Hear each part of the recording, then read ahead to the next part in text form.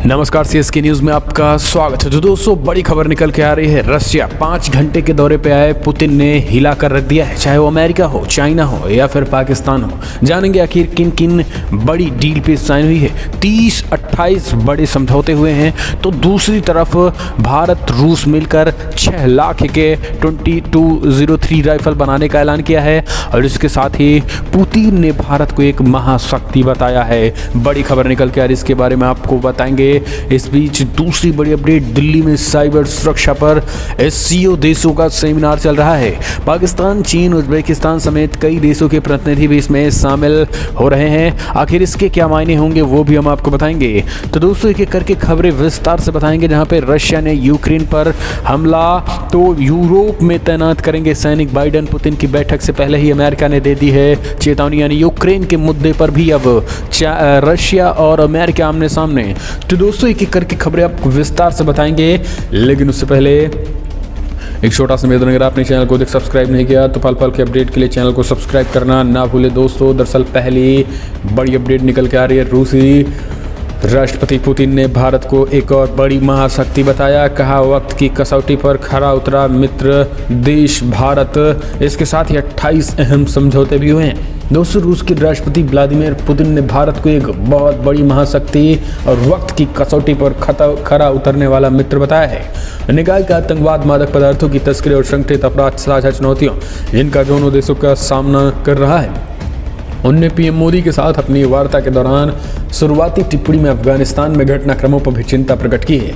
निकाय की भारत और रूस क्षेत्र द्वारा सामना की जा रही बड़ी चुनौतियों पर समन्वय जारी रखेंगे। उन्होंने अपनी शुरुआती टिप्पणी में कहा है कि हम भारत को एक बहुत बड़ी शक्ति और एक मित्र राष्ट्र और वक्त की कसौटी पे खरा उतरा मित्र मानते हैं। दोनों देशों के बीच संबंध प्रगाढ़ हो रहे हैं और मैं भविष्य की ओर देख रहा हूँ। प्रधानमंत्री मोदी ने कहा है कि कोविड-19 महामारी के दौरान पुतिन की दूसरी विदेश यात्रा भारत रूस संबंधों के प्रति उनकी व्यक्तिगत दिखाती है प्रतिबद्धता को। लेकिन इस बीच दोस्तों, जो समझौते हैं उनके बारे में आप समझिए। 28 अहम समझौते, जी हाँ, 28 अहम समझौते हुए हैं। इस चीज़ को आप समझिए।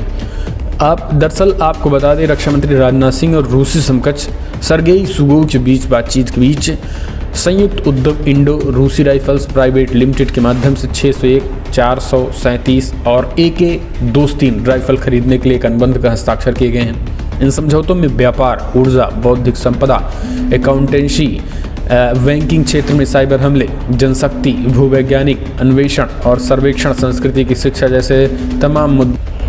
इस बीच आपको बता दें, चीन पर भी भारत ने बड़ा हमला बोला है। चीन का नाम लिए बगैर रक्षा मंत्री राजनाथ सिंह ने बैठक में अपनी प्रारंभिक टिप्पणी में कहा है कि भारत अपने पड़ोस के असाधारण सैन्यीकरण और उत्तरी सीमा पर अकारण आक्रामकता से उत्पन्न चुनौतियों से जूझ रहा है और ऐसे भागीदारों की तलाश कर रहा है जो भारत की सैन्य आवश्यकताओं को पूरा करे। एक और अपडेट लेते हैं। दोस्तों, दिल्ली में साइबर सुरक्षा पर एससीओ देशों को सेमिनार। पाकिस्तान, चाइना, उज्बेकिस्तान समेत कई देशों के प्रतिनिधि शामिल। दोस्तों, दिल्ली में आज से शंघाई सहयोग संगठन यानी एससीओ साइबर सुरक्षा पर मंथन करेंगे। भारत इस अहम सेमिनार की मेजबानी कर रहा है। 2 दिनों तक चलने वाले इस सेमिनार का आयोजन क्षेत्रीय आतंकवाद रोधी ढांचे को मजबूत करने के उद्देश्य से किया जा रहा है। आपको बता दें कि आरटीएस का कार्यालय उज्बेकिस्तान की राजधानी ताशकंद में स्थित है और इसका गठन आतंकवाद के खिलाफ लड़ाई में सहयोगी संगठन में शामिल होंगे के सहयोग के मकसद से किया गया है। इस अहम सेमिनार में चाइना, रशिया, तजाकिस्तान, उज्बेकिस्तान समेत अन्य देशों के प्रतिनिधि शामिल होंगे। खास बात यह है कि इस अहम सेमिनार में पाकिस्तान का प्रतिनिधिमंडल भी शामिल होगा। शंघाई सहयोग संगठन क्षेत्रीय आतंकवाद रोधी ढांचा की रूपरेखा के तहत भारत द्वारा आयोजित इस साइबर सुरक्षा संगोष्ठी में हिस्सा लेने के लिए पाकिस्तान का एक प्रतिनिधि मंडल सोमवार को यहां पहुंचा। पाकिस्तान के उच्चायोग ने कहा है कि आपके प्रभारी उच्चायुक्त आफ्ताब हसन खान ने प्रतिनिधिमंडल का स्वागत मिशन में किया गया। भारत ने एससीओ और उनके क्षेत्रीय आतंकवाद रोधी ढांचे के साथ अपने सुरक्षा संबंधी सहयोग को गहरा करने में दिलचस्पी है। दोस्तों, एससीओ में खास करके पाकिस्तान आतंकवाद को भी मिर्ची लगने वाली है, क्योंकि वो भी मुद्दे उठेंगे। एक और अपडेट लेते हैं। दोस्तों, तनाव के बीच अमेरिका ने किया बड़ा हमला। रूस यूक्रेन पर हमला करेगा तो फिर अमेरिका चुप नहीं बैठेगा। पूर्वी यूरोप में तैनात करेंगे सैनिक। बाइडेन पुतिन की बैठक से पहले अमेरिका ने दी चेतावनी। अमेरिका ने साफ कर दिया कि अगर रूस यूक्रेन पर हमला करेगा तो वो पीछे नहीं हटेगा। अमेरिका ने बताया है कि रूस को उसी की भाषा में जवाब देने के लिए यूएस आर्मी पूरी तरीके से तैयार है। व्हाइट हाउस ने कहा है कि रूस ने यूक्रेन की सीमा पर सेना को तैनात किया है और अगर हम इनकी निगरानी कर रहे हैं। मैं मॉस्को से अपील करता हूं कि गंभीर गलती करने से परहेज करें। यूएस ने कहा है कि आर्थिक मदद पर भी इसका बुरा असर पड़ेगा। एक अधिकारी ने नाम नहीं छापने की शर्त पर बताया है कि रूस ये फैसला उनकी अर्थव्यवस्था के लिए गंभीर और आर्थिक नुकसान पहुंचा सकता है। आपको बता दें, अमेरिका की ओर से चेतावनी बाइडेन पुतिन के बीच होने वाली आज बैठक से पहले आई है। हाल ही में अमेरिकी विदेश मंत्री एंटनी ब्लिंकन ने यूक्रेन के विदेश मंत्री से मुलाकात भी की थी। दोस्तों, आपको बता दें, आज बाइडेन और पुतिन की वीडियो कॉलिंग पे बातचीत होने वाली है, लेकिन इससे पहले अमेरिका ने ये बड़ी चेतावनी देकर कहीं ना कहीं खलबली पैदा कर दी है। एक और अपडेट लेते हैं दोस्तों, बड़ी खबर आपको बता दें, संसद में आज हंगामा। लंबित सांसद माफ़ी मांगे तो होगा विचार। हंगामे के बीच राज्यसभा दोपहर 2 बजे तक के लिए फिर स्थगित। दोस्तों, संसद का शीतकालीन सत्र लगातार विपक्ष द्वारा बाधित किया गया। विपक्ष लगातार अपने निलंबित 12 सांसदों को लेकर विरोध प्रदर्शन कर रहा है। संसद में भी शोर शराबा जारी रहा। यही वजह है कि किसी भी दिन सदन में शीतकालीन सत्र बिना रुके नहीं चल पा रहे हैं। सोमवार को भी सदन में नागालैंड के मुद्दे पर विपक्ष का शोर शराबा देखने को मिला था। अब विपक्ष इस मांग पर अड़ा है कि इस पर सरकार को गलती माननी चाहिए। आपको बता दें कि इस पूरी घटना में सोमवार को सदन में गृहमंत्री अमित शाह ने भी बयान दिया है। एक और अपडेट लेते हैं, बड़ी खबर निकल के आ रही है दोस्तों। अब चाइना ने अमेरिका पर बोला बड़ा हमला, बताया लोकतंत्र शैली पर हमला, कहा हमारी शासन प्रणाली सबसे बेहतर। अमेरिकी राष्ट्रपति जो बाइडेन के होने वाले लोकतंत्र शिखर सम्मेलन के पहले चीन ने एक बार फिर से अमेरिका पर हमला बोला है। दरअसल चीन ने अमेरिकी लोकतंत्र शैली को बदनाम करने के लिए एक अभियान शुरू किया है।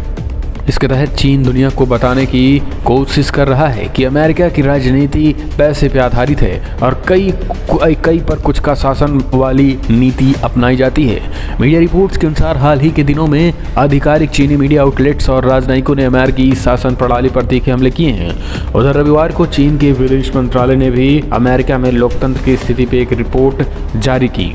सरकारी स्वामित्व वाली सिंहवा समाचार एजेंसी ने कार्टूनों की एक श्रृंखला के साथ अमेरिकी प्रणाली का मजाक उड़ाया।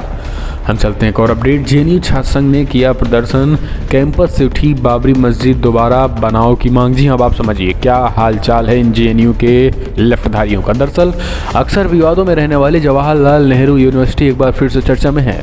Jawaharlal Nehru university student union द्वारा सोमवार 6 दिसंबर की रात कथित तौर पर बाबरी मस्जिद के समर्थन में नारे लगाए जाने का मामला सामने आया है।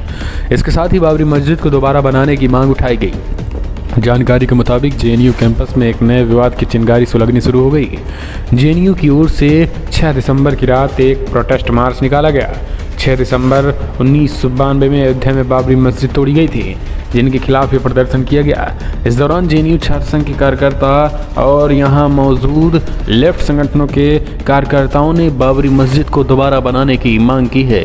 इस दौरान छात्र संघ कार्यकर्ताओं की ओर से नहीं सहेंगे हाशिमपुरा, नहीं करेंगे दादरी, फिर बनाओ बाबरी जैसे नारे लगाएंगे, जिसको लेकर विवाद उठना लाजमी है। बाबरी विध्वंस की घटना के 29 साल बाद जेएनयू कैंपस में छात्र संघ ने इस घटना के विरोध में प्रोटेस्ट मार्च निकाला है, जिसमें कहा गया है कि बाबरी मस्जिद दोबारा बननी चाहिए।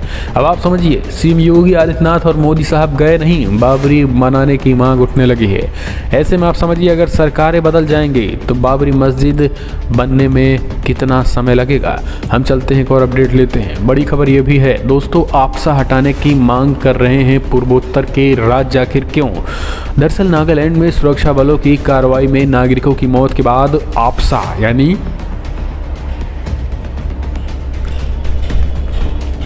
Arms forces special power act हटाने की मांग को लेकर पूर्वोत्तर के राज्य एकजुट होते नजर आ रहे हैं। सोमवार को नागालैंड मेघालय के मुख्यमंत्री ने केंद्र सरकार के आपसा हटाने की मांग की है। वहीं संसद में भी केंद्र और आपसा को हटाने को लेकर दबाव बढ़ा है। नागालैंड के मुख्यमंत्री नेफियूरियो ने कहा है कि मैंने केंद्रीय गृह मंत्री से बातचीत की है वो मामले को बहुत गंभीरता से ले रहे हैं। वो हम केंद्र सरकार से नागालैंड से आपसा हटाने की मांग कर रहे हैं और इस कानून से देश की छवि खराब की गई है। केंद्र ने प्रत्येक मृतक के परिवार को 11 लाख रुपए और राज्य सरकार ने मृतकों के परिवार को 5-5 लाख रुपए की अनुग्रह राशि दी गई है। इसके साथ ही रियो ने बताया है कि उन्होंने रविवार को ही घटना की उच्च स्तरीय जांच के आदेश देते हुए एक विशेष जांच दल गठित कर दिया है। तो दोस्तों, आपसा कानून एक ऐसा कानून है जो सेना को अतिरिक्त पावर देता है। जी हाँ, एक तरीके से सेना को खुली छूट होती है गोली मारने के आदेश। कहीं ना कहीं जिस तरीके से गोली मारी गई है, ये अपने आप में इस तरीके के आदेश जो है सेना को मिले हैं, वो चाहे जिसे गोली मार दें अगर किसी की भी गतिविधि जो है संदिग्ध है। हालांकि सेना जो है वो बहुत फूंक के कदम रखती है, लेकिन उसके बावजूद भी माना जा रहा है कि सेना को गोलियां उस सिचुएशन में उस दिन चलानी पड़ी थी जब एक वो गाड़ी जो है गाड़ी से जा रहे थे और सेना के रोकने के बावजूद भी गाड़ी से उनको नहीं रोके तो उन नागरिकों पे गोली चला दी गई थी। एक और अपडेट लेते हैं। बड़ी खबर निकल के आ रही है जहां पे बाबरी विध्वंस की बरसी पर केरला में बच्चों में बांटा गया मैं हूं बाबरी का बिल्ला शर्ट पर लगाने के लिए किया गया मजबूर। पीएफआई पे केस दर्ज। जब आप समझिए क्या हाल चाल है पीएफआई का। सोमवार यानी 6 दिसंबर को बाबरी विध्वंस की बरसी के मौके पर केरला में पॉपुलर फ्रंट ऑफ इंडिया स्कूली बच्चों में मैं हूँ बाबरी के बैज बांटे गए। इस बैज का बिल्ला लिखा था आई एम बाबरी, यानी मैं बाबरी हूँ। पुलिस ने मामले के संज्ञान में आते ही बैज बनाने के आरोप में popular front of India PFI के कार्यकर्ताओं के खिलाफ मामला दर्ज किया और 6 दिसंबर 1992 को ही अयोध्या में बाबरी विध्वंस हुआ था। भाजपा के राष्ट्रीय कार्यकारिणी के सदस्य पीके कृष्णदास ने भी पठान मिठा जिले के कट्टनमल सेठ जॉर्ज हाउस स्कूल में भी इस घटना को लेकर बड़ी बातें कही। तो ये सारी चीज़ें निकल के आ रही हैं। दोस्तों, अब आप कमेंट के माध्यम से अपने सुझाव देना ना भूलें। आपको क्या लग रहा है कि जो ये चीज़ें निकल के आ रही हैं आखिर क्या है। इस बीच एक और बड़ी अपडेट, पीएम मोदी को सुनने के लिए जुट सकते हैं 5 लाख लोग, गोरखपुर को मिलेगी हजारों करोड़ की सौगात। जी हाँ दोस्तों, प्रधानमंत्री मोदी आज यूपी के मुख्यमंत्री योगी आदित्यनाथ के गढ़ गोरखपुर में हैं।